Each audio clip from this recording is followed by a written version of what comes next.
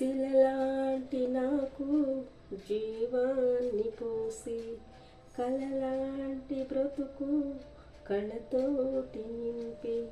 వలపన్న తీపి తొలిసారి చూపి ఎదలోని సెగలు వడుపెంట మాపి నులివెచ్చనైనా ఓదార్పు నీవే శృతి లయలా